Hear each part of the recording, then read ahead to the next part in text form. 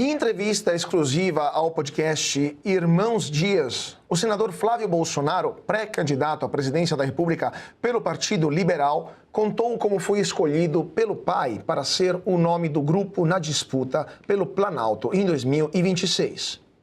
Flávio Bolsonaro... E chegou um momento que a gente teve que tomar uma decisão. E já foi, por algumas vezes, meu pai conversou comigo, já tinha me perguntado se eu poderia ser o candidato, o que eu achava e tal. E chegou o momento, na terça-feira retrasada, em que eu fui visitá-lo lá na sede da Polícia Federal. E a gente conversou rapidamente, eu tenho 30 minutos por semana. Isso que eu ia te perguntar, anunciaram isso, né? Que vocês têm um familiar 30 minutos por semana. 30 minutos por semana para falar com meu pai. Nem os criminosos mais perigosos do Brasil, cara, tem um tratamento assim como que ele está tendo. A gente sabe que não cometeu crime nenhum dos quais ele está sendo acusado. Mas enfim, aí foi quando a gente resolveu tomar a decisão, porque falou, Flávio, o candidato tem que ser você, tem que ser agora. Porque está todo mundo batendo cabeça aqui fora, precisava do campo da direita ter esse alinhamento, tinha que ter esse norte, e eu acho que com a colocação do meu nome, isso começou a acontecer, isso deu uma animada na nossa militância. O Bolsonaro está no meu sangue, as pessoas me olham, cara, já sabem qual que é a minha linha, qual a minha atuação. Muita gente ama o presidente Bolsonaro pelo jeito dele, assim que ele chegou até a presidência da República, mas também tem uma parcela que falava muito comigo assim, eu acho que até algumas pessoas que você conversa muito pensam assim, o Bolsonaro podia ser um pouquinho mais moderado, podia controlar mais uma coisa ou outra que ele fale. Então assim, pedia um Bolsonaro mais centrado. Então eu sou naturalmente um Bolsonaro centrado, o Flávio Bolsonaro, que eu me apresento agora para o público, quem não conhece ainda, só ouvia falar pelo sobrenome, é o filho do presidente da República. Então tem aqui uma pessoa com 22 anos de experiência na vida pública, 4 mandatos de deputado, senador da República, um advogado, uma pessoa que tem MBA em políticas públicas e governo, em empreendedorismo e novos negócios, e tenho um pós-doutorado, 4 anos com o presidente da República aqui, que eu fui testemunha de tudo de bom que foi feito, e também tive a oportunidade de absorver um pouquinho do que eu entendo que foram alguns erros, para que não sejam cometidos de novo. Então estou muito honrado e com muita convicção e fé em Deus de que o nosso projeto, que é o caminho para retomar a prosperidade, vai ser o escolhido, ao invés desse caminho para as trevas, que é o caminho do atual governo.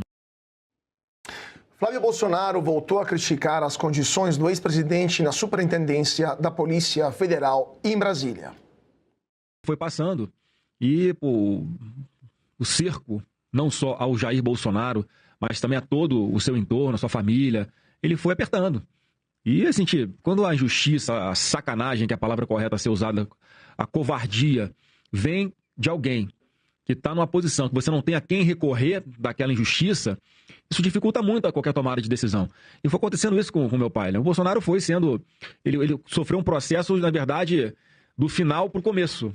Ou seja, já tinha uma pessoa, um dos seus inimigos que integram lá, aquela turma lá no Supremo, que queria prender o Bolsonaro, queria tirá-lo da vida pública, queria enterrá-lo vivo. E pensou o seguinte, como é que eu vou fazer para montar esse teatro, esse circo, para chegar até esse objetivo final que eu quero atingir. E, obviamente, a gente acompanha isso, a gente não é trouxa, a gente sabe o que dá para fazer, o que não dá, qual o caminho que tem que seguir ou não, o que dá para fazer. E chegou no momento que meu pai se vê numa situação como essa, ele hoje está preso numa sala de 12 metros quadrados, trancado na chave o dia inteiro, pode, por 2 horas por dia, sair para tomar um banho de sol, que na verdade é um espaço 3x4, tamanho desse estúdio aqui, chão de cimento, parede de branca para cima, não tem uma flor, uma planta para ele olhar, onde ele supostamente poderia fazer algum exercício, e é uma pessoa que tem 71 anos de idade, tem problemas de saúde reconhecidamente por todo o público, desde que ele tomou a facada de um ex-integrante do PSOL, a saúde dele nunca mais foi a mesma. A gente sabe que é um inocente que está num cativeiro, e a gente fica buscando alternativa, como é que tira ele dessa situação. E quem acompanha um pouquinho da política no Brasil e tem um pouquinho de consciência, Carol, sabe que a gente não está mais numa democracia plena. Então é muito ruim você ver um seu pai, um ex-presidente da República, um cara de verdade, que tem um coração verde e amarelo, que deu o seu melhor, tem um escândalo de corrupção no governo, enfim, entregou um país muito melhor do que o que ele pegou e é tratado dessa forma por vingança ou por capricho de alguém que não gosta dele, seja qual for o motivo, né? Porque Bolsonaro nunca foi ameaça para a democracia, nunca foi...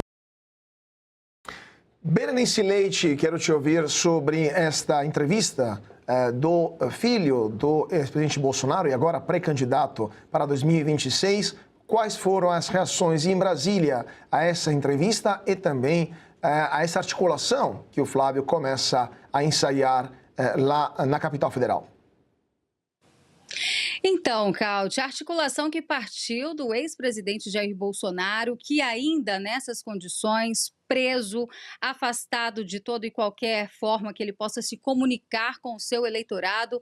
Percebo que a indicação do senador Flávio Bolsonaro, nesse momento, para ser o seu sucessor na corrida presidencial para o ano que vem, foi a melhor escolha, sim. Até porque o ex-presidente vinha sofrendo uma pressão por parte dos partidos de centro que diziam estar apoiando o bolsonarismo, claro, de olho no capital político do ex-presidente, mas não estavam se mexendo em favor de votar a anistia, né? Quer dizer, eles queriam os votos do ex-presidente Jair Bolsonaro, mas não queriam dar a anistia. Assim fica difícil de negociar. E foi justamente essa a jogada, a carta tirada da manga do ex-presidente Jair Bolsonaro, que volta a destacar aqui. Mesmo com todas essas condições, né, precárias de saúde, vivendo uma tortura psicológica desde a prisão domiciliar, agora mais do que nunca preso mesmo na Superintendência da Polícia Federal, e soube raciocinar com inteligência. E a gente percebe isso porque o tabuleiro político se mexeu. Nesta semana tivemos uma votação. Não foi o texto ideal, não foi de fato a anistia, mas votaram algo. O PL que promete aí esse projeto de lei uma redução de penas. O Centrão se viu obrigado a ter que votar alguma coisa. E eu percebo aqui também, né, conversando com vários parlamentares da oposição e até mesmo de centro, centro-direita, que ficam ali em cima do muro, o que estava acontecendo nos bastidores? Nós temos dois partidos aí, o PP e o União Brasil, que inicialmente anunciaram que estariam desembarcando do governo Lula, que apoiariam a pauta da anistia, mas quando isso foi de fato ser colocado em pauta, eles recuaram. Falaram, não, vamos votar apenas a dosimetria. E aí, a partir do momento que o senador Flávio Bolsonaro anunciou que eles apresentariam destaques no sentido de colocar a anistia ampla, geral e restrita, esses partidos de centro deixaram a máscara cair. Não apoiaram. E é por isso que nesta semana nós tivemos essa votação de uma redução de penas, né? Uma progressão de regime, melhor dizendo, até porque a condição dessas pessoas vai se manter ainda na condenação, vai ter só uma progressão de regime, sabe lá quando o ministro Alexandre de Moraes vai analisar isso. Mas ainda voltando para essa corrida presidencial, o que eu percebo aqui? Que o senador Flávio Bolsonaro, a imprensa, a velha mídia, né, esse consórcio está tentando passar uma imagem de que ele está isolado, quando, na verdade, é ele que tem o sobrenome Bolsonaro, é ele que reacendeu a chama do bolsonarismo, que, como ele mesmo aqui ressaltou nessa entrevista ao podcast, os eleitores de Bolsonaro estavam desanimados, né? Vendo seu líder maior preso, nada acontecendo no Congresso. Então, quando ele indica Flávio Bolsonaro ali e quebra todas as expectativas dos partidos de centro, que, claro, estavam de olho e tinham seu candidato preferido, até então o governador Tarcísio de Freitas, aí ele coloca, né, esse jogo para andar. Ele aperta o cronômetro e agora sim a sorte está lançada. Agora ele coloca esses partidos de centro para negociar, porque o que eles têm nesse momento? Duas opções. Ou eles apoiam a chapa e tentam de alguma forma participar da chapa que realmente tem chances de chegar no segundo turno nas eleições de 2026 contra a chapa do PT, contra o presidente Lula, ou eles vão apresentar aí uma terceira via, que a gente já sabe que no histórico essas chapas de terceira via não servem para muita coisa. É claro que nesse momento Flávio Bolsonaro quer o apoio dos partidos, dos principais partidos de centro para consolidar a vitória no ano que vem, mas ainda é muito cedo para a imprensa tentar passar essa imagem de que ele estaria isolado. Veja, inclusive, nas pesquisas que já saíram até o momento. O Instituto Veritas mostra um empate técnico entre Flávio Bolsonaro e o presidente Lula. Isso com menos de uma semana de ter sido anunciado, né, a sua pré-candidatura. Então, assim, a gente percebe, até mesmo pelos comentários, conversando com as pessoas nas ruas, que o nome do filho dele como sucessor, até o momento, é a melhor escolha sim, viu, Cauti?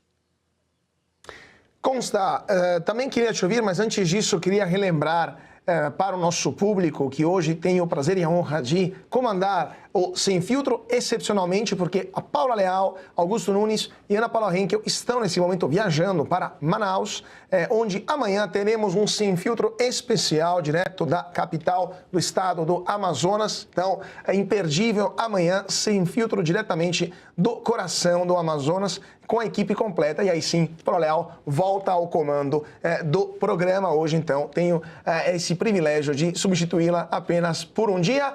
Dito isso, Consta, quero te ouvir também sobre essa entrevista do candidato, pré-candidato, senador Flávio Bolsonaro. Carlos, eu tenho gostado da postura do Flávio, do senador, nas entrevistas que eu estou vendo. Ele concedeu uma entrevista à Folha de São Paulo também, que eu acho que foi muito bem. Ele está se colocando exatamente como um Bolsonaro, que isso por si só já atrai boa parte dos votos da direita, né? Que, repito, o Jair Bolsonaro é o principal cabo eleitoral dos conservadores no Brasil hoje, mas ao mesmo tempo ele tenta atrair duas coisas, né? O voto daquele eleitor que preferia o Tarcísio e tem alguma implicância com ele, talvez por achar que a rejeição dele é maior, ou por achar que ele, por ser um Bolsonaro, é radical, ou coisa assim, né? E articular com o Centrão, são duas coisas diferentes. Ele precisa falar ao coração dos eleitores que rejeitam a priori ele, e ele precisa articular politicamente com os líderes partidários desse Centrão, que ele vai precisar, ou vai ser muito positivo se ele conseguir o apoio, né? Eu acho que ele tem saído bem nisso. Por exemplo, quando ele fala que ele é o Bolsonaro que tomou 2 vacinas, né?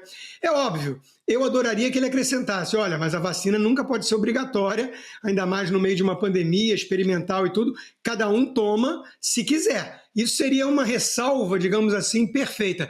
Mas eu entendo o ponto dele. Eu também tomei 2 doses de vacina, né? Então, o que ele quer dizer com isso é que aquela turma, durante a pandemia, que ficou mais histérica, ficou mais apavorada, e por isso acabou desenvolvendo uma aversão muito grande ao Jair pela sua postura ou pela distorção que a imprensa deu à sua postura durante a pandemia, né? Essas pessoas já podem ter uma resistência quebrada, suavizada, quando ele vai lá e revela que ele tomou a vacina, ao contrário do pai. Então, eu acho que ele está no caminho certo, ele está entendendo que ele precisa ser o Bolsonaro mais moderado. E é assim mesmo que se ganha a eleição, porque tem uma ala mais xiita que quer, né, ver o circo pegar fogo, adoraria que ele saísse xingando todo mundo que nem o próprio irmão está fazendo, né? O Carlos tem um pouco esse papel, já xingou todo mundo do Centrão nesses dias, enquanto o irmão tenta costurar alianças, mas o Flávio é o candidato, endossado pelo pai. Então, o objetivo é vencer a eleição. O objetivo não é gritar na internet, o objetivo não é satisfazer uma patota que quer sangue, né, e que, enfim, é muito emocionada, né? Fica logo tirando conclusões afoitas sobre tudo, né? Eu acho que o Flávio está indo no caminho certo de tentar articular com os líderes do Centrão e se posicionar, se colocar como alguém mais centrado, mais moderado, centrado no sentido de cabeça, não de posição política, né? Ele é alguém que representa a direita, ele já mencionou Paulo Guedes, já mencionou a agenda, o governo do pai, seria uma continuação nesse sentido, né? E isso dá para ele, com certeza, uma vantagem que talvez o Tarcísio não tivesse.